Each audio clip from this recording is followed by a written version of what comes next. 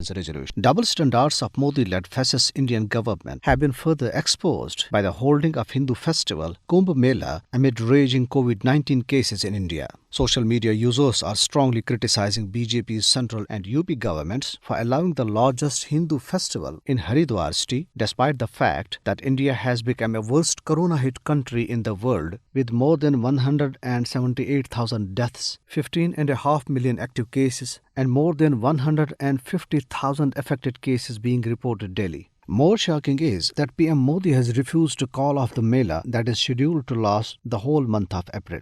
Indian Muslims faced rising Islamophobia following accusations that an initial surge in corona infections was tied to a 3-day meeting of Tablighi Jamaat in New Delhi. But now, not a single word is being uttered about the world's largest Hindu gathering, which has already been described as super spread of corona. A video blogger, Pragya Mishra, asked when Muslims belonging to Tablighi Jamaat were ridiculed as corona bomb, why the participants of Kumbh Mela are not called nuclear bomb. Political analysts say that holding such a huge gathering in a situation wherein the pandemic is at alarming proportions is enough to understand the cunningness of Modi government, which is not even barring the virus of global threat to use it for petty political gains based on religious hate. Meanwhile, in Indian illegally occupied Jammu and Kashmir, Indian troops, in their fresh act of state terrorism, martyred 2 Kashmiri youth in Zipora village of Shopian district today. Several youth were also injured after Indian forces fired bullets and pellets on protesters in the area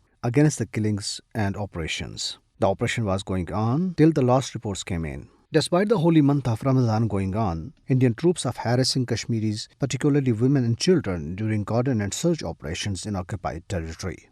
Besides Zipora, the troops subjected women to molestation, youth to brutal torture, and children to harassment during the violent operations in Badigam, Alchipora, Sopor, and several areas of Shopian, Pulwama, Islamabad, and Baramulla districts. On the other hand, posters continue to appear in different parts of the territory, including Srinagar, against Modi government's efforts to promote Hindutva in illegally occupied Jammu and Kashmir. Displayed by Jammu and Kashmir Democratic Justice Party, the posters said the struggle will continue till implementation of United Nations resolutions. Muslim Conference and Tehreek-e-Wahdat-e-Islami have expressed grave concern over the rising Indian state terrorism, particularly targeting women and children in Indian illegally occupied Jammu and Kashmir, saying that Narendra Modi's fascist government is violating the Universal Charter of Human Rights to force Kashmiris to give up their justice-based struggle for rights. Muhammad Farooq Rahmani, the chairman of Jammu and Kashmir People's Freedom League, has castigated India's ferocious regime for blocking the website of Kashmir Media Service to strangulate the voices of the human rights of Kashmiris who have been deprived of basic human rights. The Indian authorities have blocked the access to the website of Kashmir Media Service in Indian illegally occupied Jammu and Kashmir and all across India, which is being seen as yet another assault on the people's right to information.